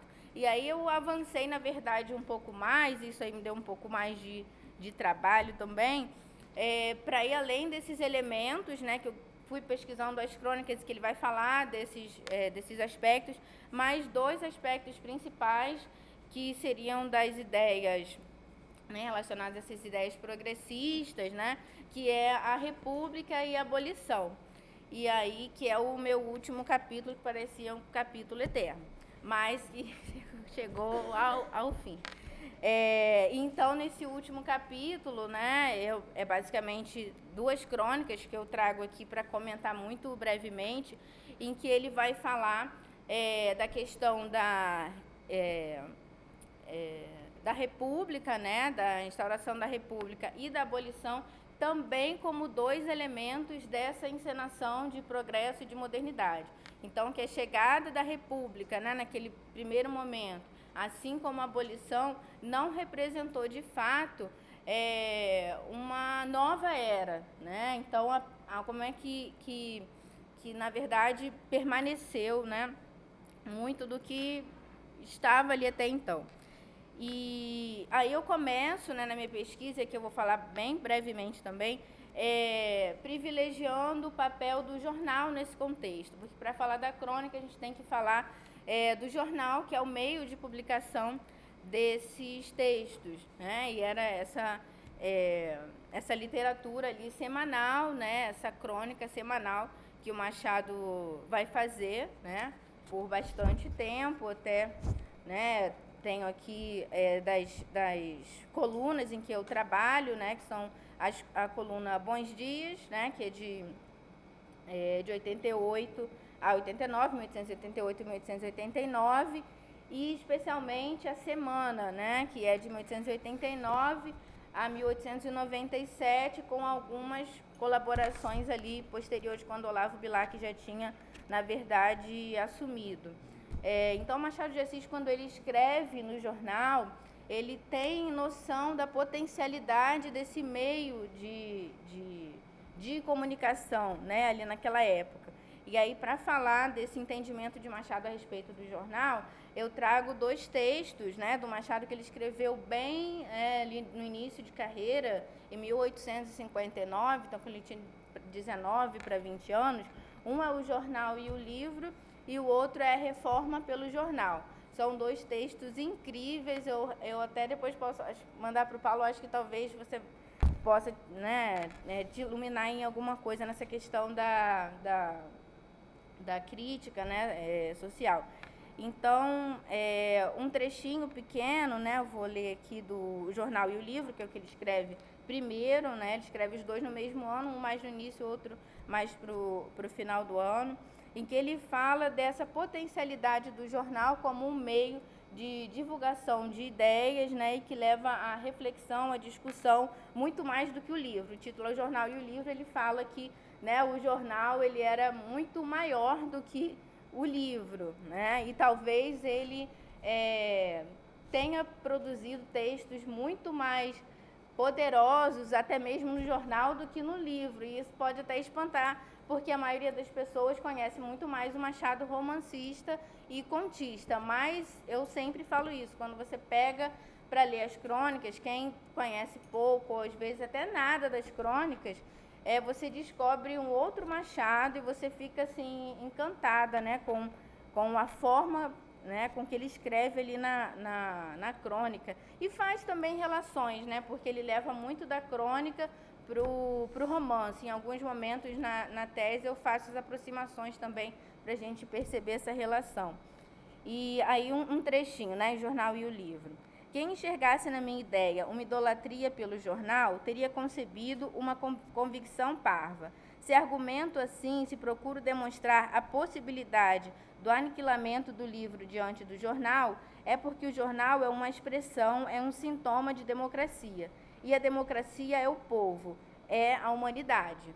Então, ele vai falar dessa possibilidade do jornal de acesso, né? E por mais que a gente, né, saiba da limitação, né, a alfabetização naquele contexto, né, ainda era muito mais acessível você pegar, ter um jornal ali em mãos do que um livro, né? E mais tarde, né, no texto A Reforma pelo Jornal, que eu gosto inclusive mais desse do que o jornal e o livro ainda, né, ele começa o texto, né, com essa frase: houve uma coisa que fez tremer as aristocracias mais do que os movimentos populares, foi o jornal. E aí ele vai falar como, através da escrita no jornal, tanto do texto literário, quanto, né, divulgações de ideias científicas, filosóficas, né, você poderia abalar essas estruturas aí aristocráticas. E é um texto muito bonito, eu acho relativamente pouco conhecido. É difícil a gente falar de Machado, algum texto de Machado pouco conhecido, mas esse particularmente eu acho, né, em comparação a outros. E aí ele vai falando da palavra, né, ele pega uma coisa bíblica lá do Éden, vai falando da palavra, e aí eu vou citar um outro texto em que ele diz: ora, pois, a palavra, esse dom divino que fez do homem simples matéria organizada, um ente superior na criação, a palavra foi sempre uma reforma. Falada na tribuna, é prodigiosa, é criadora, mas é monólogo. E escrita no livro, é ainda criadora, é ainda prodigiosa, mas é ainda um monólogo. Esculpida no jornal, é prodigiosa e criadora, mas não é monólogo, é a discussão. E o que é a discussão? É a sentença de morte de todo o status quo, de todos os falsos princípios dominantes. Desde que uma coisa é trazida à discussão, não tem legitimidade evidente. E, nesse caso, o choque da argumentação é uma probabilidade de queda. Então, ele reconhece no jornal essa força, essa potência, né, de abalar as estruturas e promover uma discussão. Não aquele livro, você leu, ok, fechou e, né, acabou. E acho que justamente por isso ele traz na crônica muito do que a Beth comentou aqui, dessa crítica àquela sociedade de então. Ele faz isso brilhantemente nos romances, mas na crônica isso é muito mais frequente, porque ele escreveu muito mais crônica, né, do que romance e conto. E aí, quanto tempo eu tenho? Acho que dá tempo. Eu queria citar duas crônicas, né? Como eu falei, eu vou focar na questão da República e da abolição, como que ele vai mostrar que esses dois ideais, né, na verdade, não promoveram a mudança que se esperava ali naquele contexto, né? Então, a primeira crônica que eu vou comentar um pouquinho, ela é do dia 1º de abril de 1894. As crônicas, né, elas não têm título, né? Então eu trabalho sempre, né, com a data de publicação para a gente saber de que crônica se trata. E nessa crônica ele vai falar sobre uma questão de mudança de nomes, né? Que isso ele vai trabalhar bastante, né? Essa mudança de nomes, as trocas das tabuletas, né, no romance, mas isso vem na verdade da crônica, né? Então, nessa crônica ele vai estar comentando um artigo, né, do Conselho Municipal ou Câmara Municipal, porque, né, estava sempre mudando ali de nome, que estabelecia a nomeação dos comissários de higiene, que se chamarão, de hora avante, inspetores sanitários. Então, de comissários de higiene, o nome passaria a ser inspetores sanitários. E ele trabalha não só nessa crônica, mas em várias outras também, essa questão da troca de nome. Então, por conta, né, da instauração da República, muita coisa foi simplesmente renomeada, mas não representou, de fato, uma grande mudança, né? E aí ele vai falando dessa ideia do concurso, né, de trazer um novo nome. Sim, exatamente. Exatamente, né? Mas é um outro governo, não pode pegar o do anterior, né, e simplesmente dar continuidade, né? Ele tem que botar o dele, ele tem que ser um outro nome, uma outra coisa, né? E aí o Machado, nessa crônica, ele faz toda essa crítica, né? Ele é muito irônico, né? Ele diz, né, não se melhora verdadeiramente um serviço deixando o mesmo nome aos seus oficiais, né? Então ele diz, é do evangelho que não se põe remendo novo em pano velho. O pano aqui é a denominação. Então tem, né, ele fala sim, é isso aí, tem que trocar o nome sim. E aí, né, totalmente irônico. E aí ele traz uma anedota, né? Eu acho muito engraçado quando ele traz, assim, no meio da crônica, que é aquela coisa, né? Vamos comentar aqui da semana. Aí ele traz essas anedotas, traz muito da fábula também, né? E aí ele fala, eu vou ler esse trechinho por completo, porque é muito interessante, a anedota que ele traz, né? Conta-se de um homem, creio que já referi esta anedota, que não podia achar bons copeiros. De 2 em 2 meses, mandava embora o que tinha e contratava outro. Ao cabo de alguns anos, chegou o desespero. Descobriu, porém, um meio com que resolveu a dificuldade. O copeiro que servia, então, chamava-se José. Chegado o momento de substituí-lo, pagou-lhe o aluguel e disse, José, tu agora chamas-te Joaquim. Vai pôr o almoço que são horas. 2 meses depois, reconheceu que o copeiro voltava a ser insuportável. Fez-se-lhe as contas e concluiu, Joaquim, tu passas agora a chamar-te André. Vai lá para dentro. Fê-lo João, fê-lo Manuel, fê-lo Marcos, fê-lo Rodrigo, percorreu toda a onomástica latina, grega, judaica, anglo-saxônica, conseguindo ter sempre o mesmo ruim criado, sem andar a buscá-los por estas ruas. Entendamo-nos. Eu creio que a ruindade desaparecia com a investidura do nome e voltava quando este principiava a envelhecer. Pode ser também que não fosse assim e que a simples novidade do nome trouxe ao amo a ilusão de melhoria. De um ou de outro modo, a influência dos nomes é certa. Então, é incrível como ele fala uma coisa dizendo exatamente o contrário do que ele diz, né? Então, aqui ele está, né, enaltecendo que sim, que a troca de nomes, né, que maravilha, quando ele está falando, na verdade, que é simplesmente uma troca de nomes. Então, o copeiro era o mesmo, se o serviço era ruim, era o mesmo, era a mesma coisa. Então, ficava nesse troca-troca de nome, né?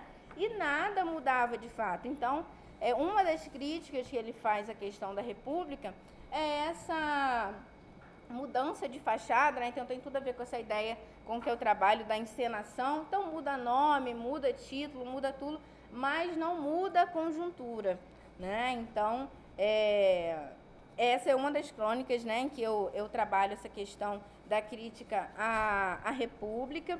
E aí uma outra crônica, essa eu acredito que ela já é um pouco mais conhecida, né? Que é uma crônica que tem muito do aspecto da fábula, em que Machado de Assis ele traz o diálogo entre 2 burros, né? Puxando ali um bonde, né? Na época, justamente na ocasião da chegada do bonde elétrico. E é muito interessante porque ele começa a crônica dando a impressão de que ele vai falar, como todo mundo falou naquela semana, sobre a chegada do bonde elétrico, era o que estava em alta. E aí ele fala que ele apenas viu, né, que ele estava andando num dos bondes ainda puxados a burro, que ele viu passando um bonde elétrico, então ele não fala sobre isso no texto, ele dá a impressão de que ele vai falar, mas ele não fala na verdade. Ele comenta sobre esse primeiro contato que ele teve de ver o condutor do bonde elétrico, né, se sentindo ali, deixa eu pegar a expressão que ele fala, né, que ele vai falar ali das glórias de empréstimo, que eu gosto muito desse trecho, né, aí falava que os olhos do homem, né, o condutor, os olhos do homem passavam por cima da gente que ia no meu bonde, no bonde puxado a burro, com um grande ar de superioridade. Posto não fosse feio, não eram as prendas físicas que lhe davam aquele aspecto. Sentia-se nele a convicção de que inventara não só o bonde elétrico, mas a própria eletricidade. Então, o comentário dele a respeito do bonde elétrico se limita a esse início, e aí depois, né, ele segue no bonde dele, né, puxado a burros, e ele vai comentar, né, ele vai trazer como se fosse a coisa mais natural do mundo, esses dois burros conversando, né, nossa, o que vai ser da gente agora, né, com o bonde elétrico, e um burro todo entusiasmado, a gente vai, né, vamos estar livres finalmente. E aí ele traz essa questão toda da liberdade, né, que liberdade seria essa. Então, um burro totalmente entusiasmado, a gente vai ser livre, agora a gente não vai mais servir aqui, né, puxando bonde pela cidade. E o outro fala, não, você está enganado, né? E daí um trecho até que eu destaco, em que ele fala, o bonde elétrico apenas nos fará mudar de senhor. Então, a gente não vai mais puxar bonde, mas pode ter certeza que a gente vai fazer alguma outra coisa e a gente vai continuar apanhando. E no final, quando a gente estiver velho, cansado, a gente não vai receber nada pelo tempo, né? Por tudo que a gente fez. Então, a data, né? Isso é bem importante. É de 1892, 16 de outubro de 1892. Então, alguns anos ali após a libertação dos escravos. Então, essa é uma das crônicas em que Machado vai falar de como a situação desses, né, ex-escravos, agora trabalhadores livres, permanecia uma situação precária, sem acesso, além do fato de eles não terem recebido nada, né, nenhuma compensação, nada por aquele, né, trabalho escravo ali que eles tiveram durante uma vida inteira, né, apenas. E eu falo também, né, do Pancrácio, tem várias outras crônicas, mas, né, não teria como trazer todas, eu trouxe uma para a República e uma da questão dos escravos. E aí ele traz essa situação de como ficariam esses burros pela ótica dos próprios burros, que é muito interessante, né? Então, é uma fábula, porque ele traz de uma maneira muito natural. Ele está ali no bonde ouvindo esses dois burros conversar, porque ele, como ele leu um pouco de Gulliver ali, ele sabe alguma coisa, a justificativa que ele usa para entender aí esse diálogo deles, que ele traz com a maior naturalidade. E ele traz em outras crônicas também essa imagem dos burros para fazer essa relação com esse trabalho pesado, né, que a gente vai associar com a questão da escravidão, e que não receberam nada em troca e que continuaram nessa situação de servidão, de certa forma, né? E aí, para encerrar, né, esse trabalho, ele acabou tendo um viés até muito mais político do que eu pensei inicialmente, né, que era incluir o Machado ali nessa questão também da Belle Époque, mas colocar o Machado também nessa literatura engajada, nessa literatura militante, sim, porque ele não deixa de falar dessas questões, ele apenas fala, né, com toda essa ironia, com toda essa elaboração, não de repente da maneira como o Lima Barreto, né, fala abertamente, escrachadamente, mas ele vai falar também, né, através da ironia, né, revelando aí a permanência, né, do passado ali que se queria tanto apagar em nome dessa suposta modernidade. Thaís, toca desligar comigo? Sim. Eu vou trocar para ficar mais perto aqui. Bom, já vi. É por isso que eu botei eles na frente. Por isso que eu coloquei os dois na frente, porque eu acho que os dois estavam precisando mais, né? Tá muito bom. Eu só me lembrei assim de uma crônica, não vai dar tempo não. Estou sugerindo até estar pronto. Pois é. Eu me lembrei de uma crônica que ele escreve, acho que 2 ou 3 dias depois do 13 de maio de 1888. Do comprar os libertos.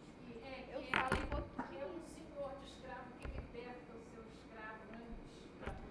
Sim, do Pancrácio, sim. Sim, essa eu falo também. É uma acusação de um escravo, vai continuar muito mais escravo, vai ser jogado na rua, vai ser explorado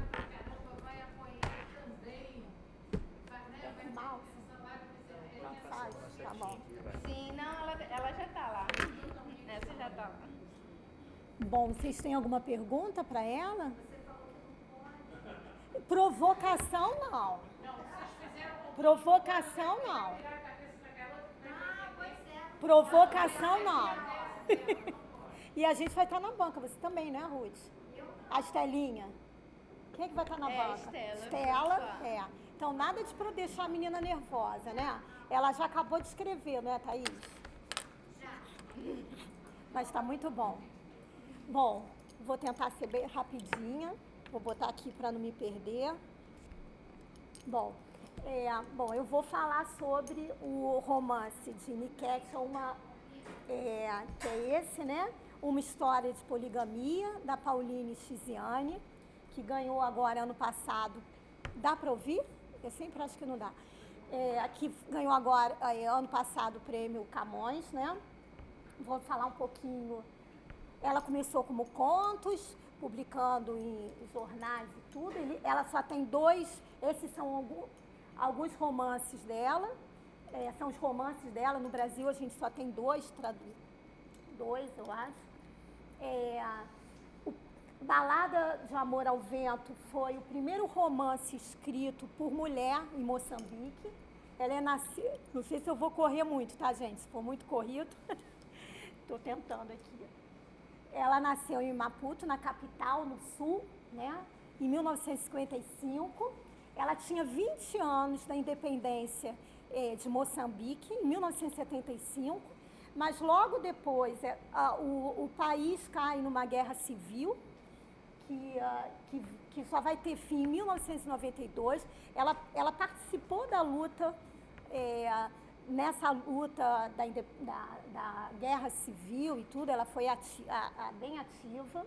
Ela começou a estudar linguística, mas não conseguiu terminar. Então, assim, nesse cenário, lembrando que até 1975, era um país, era colônia de Portugal, então a cultura portuguesa era imposta no país, né? Então, nesse cenário, o processo de emancipação feminina leva muito tempo para se concretizar, e a cultura moçambicana fica um pouco apagada durante décadas. E até hoje ela procura uma identidade, ela ainda está, né, nessa questão da identidade da literatura moçambicana. Chiziane tem muita importância para o resgate das tradições locais e do papel da mulher em Moçambique. Sua literatura aborda temas sensíveis em uma região em que a escrita era exercida praticamente só por homens. Ela foi, como eu disse, a primeira romancista a publicar feminina. Bom, em 1999, Chiziane torna-se a primeira mulher moçambicana a publicar o romance Balada do Amor, Balada de Amor ao Vento, e ela não se diz romancista, ela diz que ela é uma contadora de história, que ela quer resgatar, né, toda essa tradição da sua comunidade, né? Ela vai dizer, eu acho que romancista é qualquer coisa muito acadêmica, tem muito a ver com a tradição da escrita. Sinceramente falando, acho que meus livros têm muito mais a ver com a oralidade. Faço questão de praticar a oralidade dentro da escrita. São histórias e ponto final. Lembrei do ponto e vírgula, né? E ponto final. Então, essa questão da oralidade está presente tanto na tradição como na modernidade. A literatura dela é muito ligada entre tradição e modernidade. No ano de 2014, ela também recebe a Ordem Dom Infante, da Ordem Infante Dom Henrique, em Portugal. Na época, ela diz que quer encorajar o meu povo, as mulheres da minha terra, por muito difíceis que as condições sejam, caminhem descalçam e vençam. Bom, como eu falei, em 2021 ela ganhou o prêmio Camões, né? Em Portugal, as edições dela, da primeira edição, em 2 semanas já está esgotada. Então, as características de suas obras são protagonista da mulher negra, reflexão sobre a condição feminina, crítica de costumes e da sociedade, fluxo de consciência, o monólogo interior, a linguagem lírica, uma pluralidade cultural que é própria do país, né, que ela vive, a oralidade como transmissão de saber por meio de tradições e crenças. No livro todo, ela retrata muito a questão dos rituais, ela tem um glossário aqui atrás, definindo todos os rituais que ela usa, né? Bom, Niket, uma história de poligamia, ela critica, ela denuncia um comportamento opressor, né, que discrimina a mulher, e a gente vê isso na figura do marido dela, o Tony, que é exemplo e personificação desse próprio comportamento patriarcal, né, de Moçambique. Ela mostra as poucas possibilidades econômicas da mulher, não tem, e a poligamia, né, que é o tema central, em que a mulher, com relação ao homem, é mais uma, e não a companheira do homem em paridade de direitos. Bom, a gente começa pelo título. Niket é uma dança do amor, é como se fosse uma dança de iniciação que as meninas tinham. No norte do país, ela faz muito uma comparação do norte com o sul, né? A tradição, a questão da cultura oral, em contraste com a cultura cristã que vem com Portugal. Então tem muito esse contraste no livro, e ela resgata isso. Então, Niket é essa dança onde as meninas são preparadas, principalmente no norte do país, para esse momento de iniciação sexual. Iniciam truques de sedução, propõem reflexões a respeito do amor, da vida, etc. Bom, e ela vai definir, aí vocês têm uma ideia de como é que ela trabalha com a linguagem lírica, ela define Niket. Niket, a dança do sol e da lua, dança do vento e da chuva, dança da criação, uma dança que mexe, que aquece, que mobiliza o corpo e faz a alma voar. As raparigas aparecem de tangas e miçangas, movem o corpo com arte, saudando o despertar de todas as primaveras. Ao primeiro toque do tambor, cada uma sorri, celebrando o mistério da vida ao sabor do Niket. Os velhos recordam o amor que passou, a paixão que se viveu e se perdeu. As mulheres desamadas reencontram no espaço o príncipe encantado com quem cavalgam de mãos dadas no torso da lua. Nos jovens desperta a urgência de amar, porque o Niket é sensualidade perfeita, rainha de toda a sensualidade. Quando a dança termina, podem ouvir-se entre os assistentes suspiros de quem desperta de um sonho bom. Então, assim, a gente no próprio título, a gente vê aqui um jogo, né, que é Niket, essa dança e uma história de poligamia. Quer dizer, o marido dela tem 5 esposas. Ela é a primeira esposa. Então, essa Niket pode ser vista também como essa própria dança dessa esposa em torno do marido, né? E é uma história de poligamia, porque existem várias, né?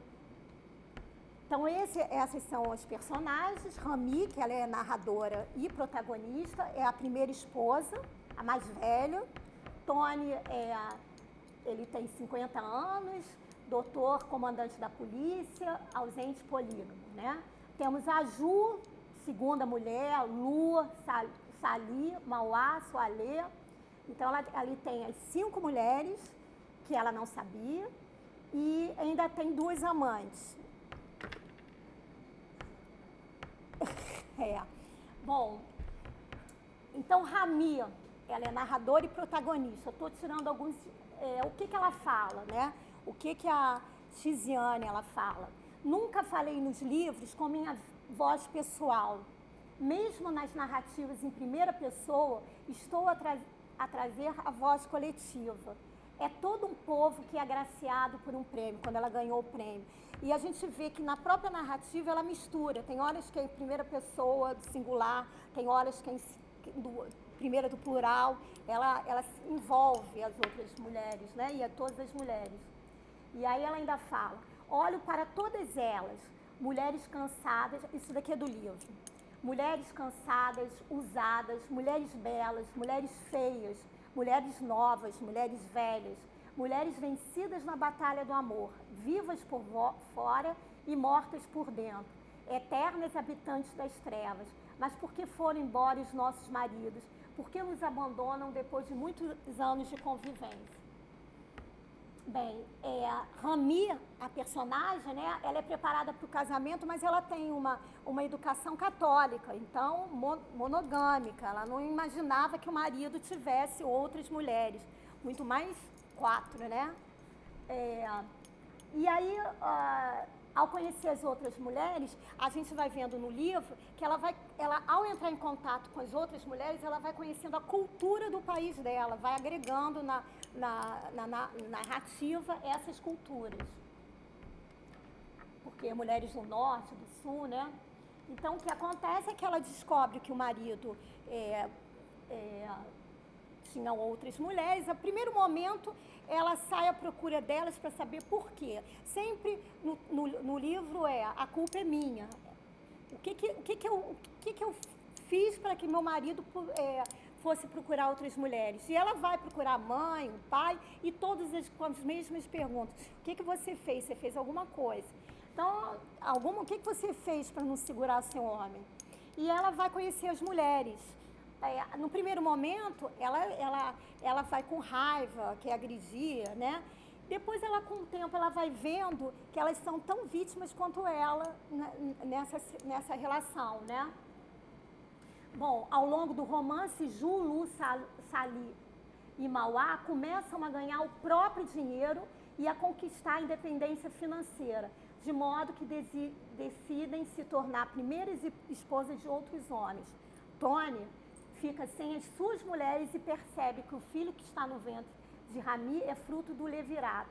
Bom, o que acontece na história é que elas acabam se reunindo, Rami acaba reunindo, ajuda as mulheres a conseguirem independência econômica e a conseguirem a independência afetiva lá do Tommy, né? E ela acaba ficando grávida do próprio irmão do Tony, porque acontece uma questão lá no romance que o Tony é dado como morto. Então ela sofre toda aquele ritual da viuvez, que é raspar a cabeça, o pessoal entrar, os familiares entrarem na casa dela, tirarem tudo que queriam. E na tradição, o irmão mais novo do marido tinha a função de ter relação sexual com a viúva para purificá-la. E ela acaba engravidando, só que ele não estava morto, ele acaba voltando, né? Bom, então, como eu falei, esse encontro, né, com as outras mulheres revela-se a ancestralidade cultural do continente, do seu país, pois cada mulher pertencia a uma região, áreas influenciadas pela colonização, o sul, católico, e outras que mantiveram tradições como a poligamia, que é o norte, que vinha das etnias, né? Xiziane demonstra disputa entre as mulheres do norte e as do sul, que pela demarcação colonial foram obrigadas a coexistir no mesmo território. Então, nessa questão, há uma grande metáfora, né, da questão cultural das mulheres, das esposas também.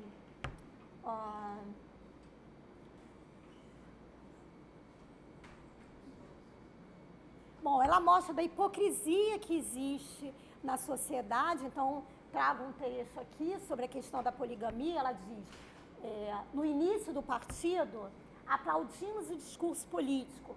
Abaixo a poligamia, abaixo os ritos de iniciação, abaixo a cultura retrógrada, abaixo, viva a revolução e a criação do mundo novo. Viva! Depois do comício, o líder que incitava o povo aos gritos de vivas e abaixo ia almoçar e descansar em casa com a sua segunda esposa. Então, como é que é a posição da mulher? Inferior, né? Ela é inferior, vou trazendo trechos para vocês entrarem aqui na literatura de Xiziane. A pureza é masculina e o pecado feminino. Só as mulheres podem trair, os homens são livres. invocaram a traição e a religião e mandaram calar a boca. Querem fazer tudo à sua maneira. Olha só o que me fizeram. Isso é quando acontece o rito da viuvez, que colocam ela naquela situação. Olha lá, tiro o lenço, aqui é o rito, né? Tiro o lenço e mostro-lhe a minha cabeça raspada. Foi erro aqui. Fizeram-me isso porque sou viúva, porque é tradição. Banharam-me com óleos e sebo que cheiram a fezes. Meteram-me num quarto cheio de fumos de incenso e outros cheiros estranhos. Mas há uma grande virada. Quando no aniversário de 50 anos do marido dela, ela resolve apresentar as esposas à família do marido. E dessa forma é a grande virada no livro, porque ela exige que o Tony tome a responsabilidade de marido, porque as outras esposas eram ilegais, né? A única oficial era a Rami, a única que tinha algum direito legal, poucos, mas tinham.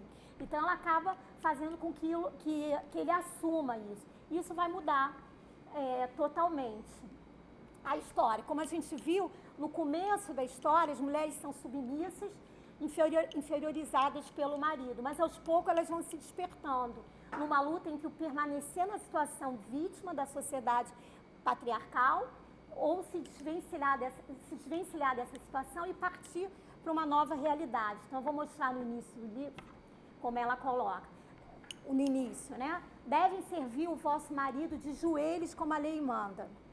Ele não pode tocar na louça nem entrar na cozinha. Quando servirem galinha, não esqueça das regras. Aos homens se servem os melhores nacos, as coxas, o peito, a moela. Quando servirem carne de vaca, são para ele os bifes, os ossos gordos com tutano. Bom, outra passagem. Cerraram-lhe as nossas bocas e as nossas almas. Por acaso temos direito à palavra? E por mais que tivéssemos, do que serviria? Voz, mulher, serve para embalar as crianças à noite. Palavra de mulher não merece crédito. Mulher deve ouvir, cumprir e obedecer. Bom, e o que acontece? Elas se unem, a Rami consegue uni-las. Então ela vai. Somos 5. Unamo-nos num feixe e formemos uma mão. Cada uma de nós será um dedo. E as grandes linhas da mão a vida, o coração a sorte, o destino e o amor. Não estaremos tão desprotegidas e poderemos segurar o leme da vida e traçar o destino. Ou, somos 5 contra 1. 5 fraquezas juntas se tornam força em demasia. As mulheres de mãos dadas podem mudar o mundo. Bom, e aí uma das esposas, depois dessa transformação, falando para Ramira. Com as tuas mãos transformaste o nosso mundo. Não transformaste, Ramira. Dominaste as feras que viviam em nossas almas. Antes de ti, a guerra era brava. Éramos estrelas errantes, amorfas. Sopraste-nos com a brisa de tua alma e devolveste-nos o brilho. Tiraste um pouco da tua chama e acendeste as nossas velas. Somos esposas de um polígamo, socialmente reconhecidas. Já ninguém nos olha como mães solteiras, apesar dos pesares. Os nossos filhos têm direito a um pai e a uma identidade.